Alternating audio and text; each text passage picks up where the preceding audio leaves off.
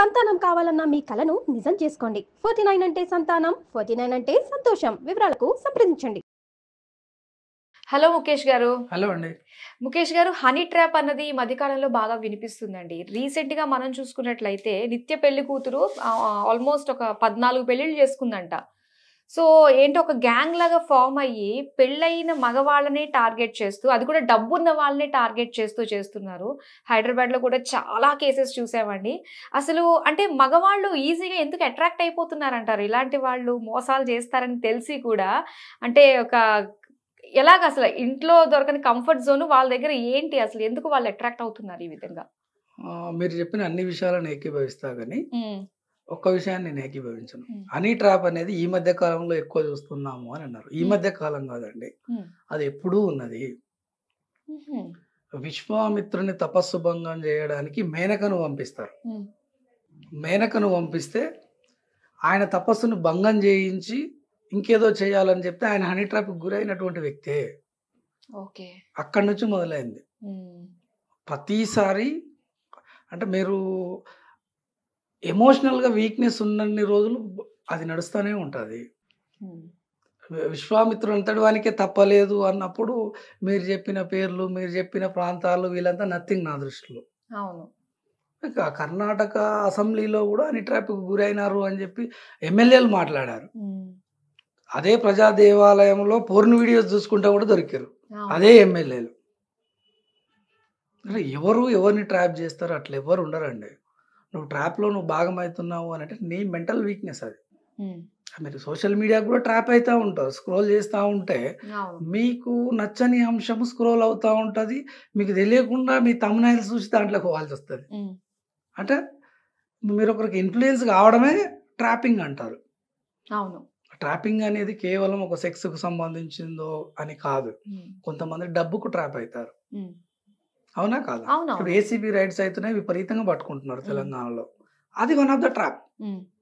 ఆ డబ్బుతో వాడు ఏం చేస్తాడు, ఇంకోటి చేస్తాడు తర్వాత. కొంతమంది ఎమోషన్కి ట్రాప్ అవుతా ఉన్నారు. కేవలం నేను ఎమోషన్ షేర్ చేసుకోవడానికి ఒక వృద్ధాప్యంలో ఉన్నటువంటి ఆఫీసర్లను కూడా అమ్మాయిలతో వల వేపించి ట్రాప్ చేపిస్తా ఉన్నారు. చేపించి దాన్ని ఒక పెద్ద భూతంలాగా చూపిస్తా ఉన్నారు. కానీ ఇదంతా వ్యక్తిగతమైంది హనీ ట్రాప్ అనేది. అంటే లక్షలు కుటుంబాన్ని నాశనం అయిపోవడం, చివరికి ఆత్మహత్య చేసుకోవడం లాంటివి కూడా జరుగుతున్నాయి. అంటే వన్స్ ట్రాప్ చేసిన తర్వాత వాళ్ళు ఏం చేస్తారంటే, once they start blackmailing. ఆ బ్లాక్ మెయిలింగ్ లో భాగంగా నువ్వు 10 ఉంటే 10 ఇవ్వాలి, 100 ఉంటే 100 ఇవ్వాలి, మీకు చేత కాకపోతే ₹1,00,000 అప్పు తెచ్చి కూడా ఇవ్వాలి. అట్లా ఇచ్చి ఇయ్యలేక చచ్చిపోయిన ఆడవాళ్ళు కూడా ఉన్నారు, మగవాళ్ళు కూడా ఉన్నారు. ఓకే. ఒక్కసారి ఏదో కొన్ని రోజులు ఎమోషనల్గా అటాచ్ అవుతాడు. అమ్మాయి అబ్బాయిని అవుతుంది, అబ్బాయి అమ్మాయిని అవుతాడు.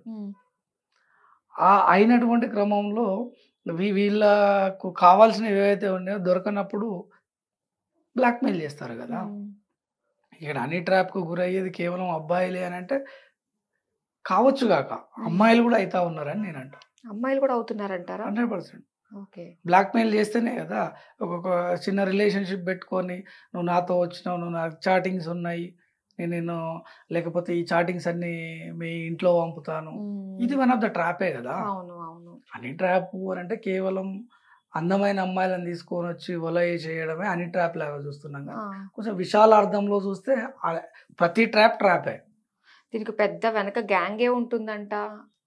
ఎవరెవరిని పడేయాలా అన్నట్టుగా కూడా ఉంటుంది. బాగా డబ్బు వాళ్ళ అంటే ఒక్కొక్క పర్సన్ కి కూడా అంటే వాళ్ళ వెనక బ్యాక్గ్రౌండ్ చెక్ చేసి ఓకే వీడు మనకి పనికొస్తాడు, వీళ్ళు ట్రాప్ చేయాలి అన్నట్టుగా. మీకు బ్యాంకులు కూడా లోన్ ఇస్తే మీ సిబిల్ తో పాటు మీ ఆదాయ మార్గాలు ఎట్లా చూస్తాయో అలానే వెరిఫైడ్ చేస్తారు ప్రొఫైల్ ని, అట్లే వెరిఫై చేస్తారు. వాస్తవం అది.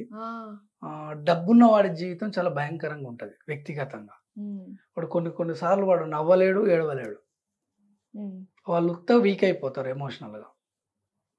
వాళ్ళని ట్రాప్ చేస్తూ ఉన్నారు అని అంటే అది వీళ్ళది ఒకవేళ వ్యక్తిగతమే అని అనుకుందాం, కానీ ట్రాప్ చేయడం తప్పు లీగల్గా. బట్ ట్రాప్లో పడడం కూడా తప్పే. ఒక క్రైమ్లో నువ్వు ఎట్లా ఇన్వాల్వ్ అయినా ఇద్దరి తప్పే ఉంటుందని నేను అంటాను. ఒక్కళ్ళని మనం నిందించలేము. అవును. సో దానికి వీళ్ళు చేయాల్సింది ఏంటంటారు అసలు ఈ రోజుల్లో? పెళ్లి కాని వాళ్ళన్నా, పెళ్ళైన అమ్మాయిలు ఎవరన్నా కూడా అసలు మేజర్స్ అయిన వాళ్ళు అసలు వాళ్ళ లైఫ్ని వాళ్ళు సెక్యూర్ చేసుకోవాలంటే వాళ్ళు ఏ రకంగా ఉండాలంటారు? అంటే మీరు ఎవరితోని రిలేషన్లో ఉన్నా మీకంటూ కొన్ని పరిధులు ఉండాలి, లిమిట్స్ ఉండాలి. మీరు ఎంతగైనా అతిగా నమ్మొద్దు వ్యక్తులని. అతిగా నమ్మడం వల్లనే ఈ ట్రాపింగ్ ఇవన్నీ జరుగుతూ ఉంటాయి. ఇప్పుడు ఒక అమ్మాయి అబ్బాయి ప్రేమించుకున్నాడు, ఎగ్జాంపుల్ మేజరే అనుకుందాం.